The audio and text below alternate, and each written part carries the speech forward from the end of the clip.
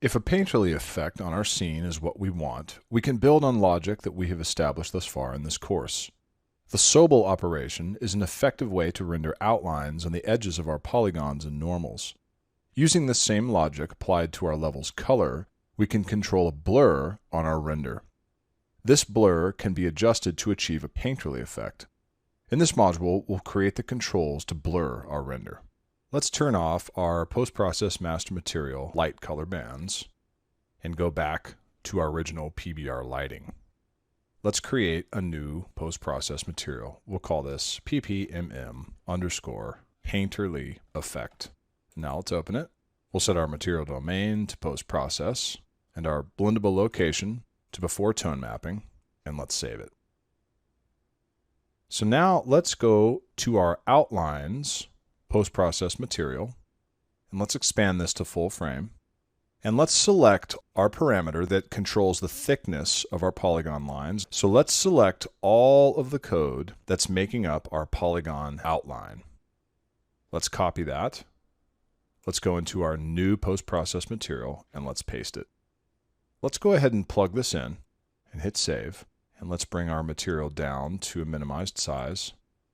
Let's create a new element in our array, and let's apply our painterly effect.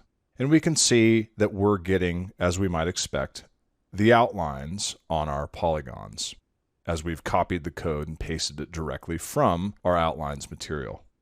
To change this, to get it to render a blurred effect on our base color, we need to do a few things. First, we're no longer going to be wanting to look at the scene depth through any of our material expressions. Instead, we want to look at the base color. So if we select all of the material expressions whose scene texture ID we want to change, and then we at once change it to base color, that's all that we'll need to do. Now we're going to need to organize things a little bit more because the name of these material expression is a little bit longer than scene depth, and so nodes are overlapping. So let's take a little bit of time and do that. Now, the other thing we're going to want to do, since we're using our base color, we're going to want red, green, and blue values. So if we select all of the component masks that are preceding all of our base color nodes, all these nodes right here, these nodes are simply driving the placement of where these nodes render. Once we select all the component masks preceding those nodes and add green and blue, we'll have all the color information that we need. Let's select all of them and move them over just a little further. So now if I minimize and save, I see I get a bit of a different image. We still have an outline effect, but we're getting the base color that's drawing our lines instead of the scene depth. So the next thing we're going to need to do is, instead of subtracting the unaltered base color from our altered base color, we're going to want to add. So everywhere we see a subtract node, there's going to be 4. We want to replace that with an add. So let's do that now. Let's add these together, plug the results into the existing add, and then delete the subtract. And we'll do this again, and then again, and one last time. All of our base colors are being added on top of themselves. So if we minimize this again, and now we hit save, we see we have a drastically different effect on our scene. We have our base color with a bit of a blur that's now being controlled by the same parameter that's controlling our polygon outline thickness. Let's change the name of this parameter to base color blur amount. The other thing I'm going to do is go to my exposure compensation in my post-process volume, and I'm going to set it to -3. The reason I'm doing this is because right now we're adding together several base colors on top of themselves. The result is going to equal an overbright scene. We'll deal with this in following modules, but for the time being, setting the exposure compensation will suffice to see the effect.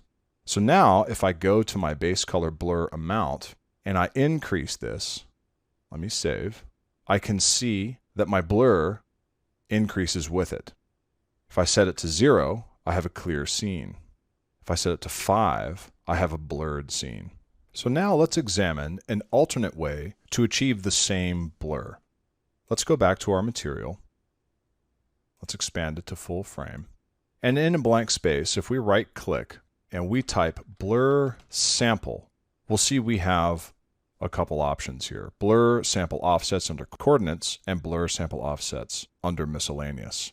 Let's select the blur sample offsets from miscellaneous. And we can see here that we have a material function. And the material function is going to allow us to input values and output several values.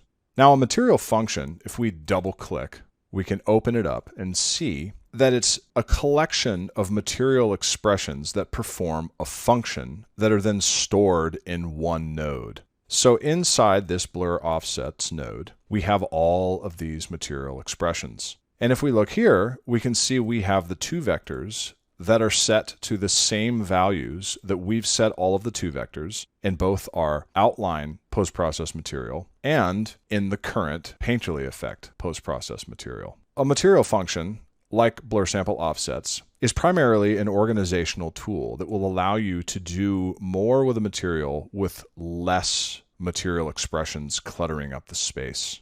So if I take my base color blur amount and I copy it and I paste it behind this new blur sample offsets, and I multiply it by a scene texel size. If I type in scene texel size under coordinates, we can see here, the scene texel size is going to work exactly like our scene texture material expression inverse size. By multiplying the blur amount by the scene texel size, we're going to get exactly the same effect once we run it into this material function and then plug in the outputs into the respective UV coordinates. We can see here, let's move this up a little bit closer to our first polygon line, that our UV coordinates for the first one are 0 and 1. So let's take the corresponding output of our material function and let's plug that into the add. Let's take the 1 and the 0. We can see down here on our third line of code, that's where our 1 and 0 are being implemented. So now let's take this second output from the material function and let's plug it into the B of the add that this 2 vector was plugged into. Our 0 and negative 1 correspond with our third output. So let's do the same here. We're going to organize this a bit more once we get things plugged in. It's going to look a little confusing in the interim. Let's take this chunk of code, move it down, and now we can see negative 1 and 0 corresponds with our fourth polygon line. So let's go ahead and plug this into this add right here. Now we can take our original base color blur amount and delete it. We can also take the scene texture base color material expression, the multiply, the 2 vector, the additional multiply, and this little reroute node, and we can delete. And right away, we can see that we have a cleaner set of shader code that's creating our first base color lookup. So let's go and clean out the rest of these nodes that we don't need. And we'll take our newly created shader code and move it in like this. And if you desire not to have intersecting lines, you could reorganize where these lines of code exist on top of one another. But for now, we'll just say that this is going to be okay. It's not too messy. And now, if I save, I can see the effect is exactly the same, but the setup is different. So let's go back to our blur amount. If we set it to 0, the blur goes away. If we set it to 5, it comes back to 10, it's exaggerated to 20, etc. Let's set it back to 5 and save. We now have controls that blur our render. In the next module, we'll continue setting up our painterly effect post-process material by posterizing our blurred render.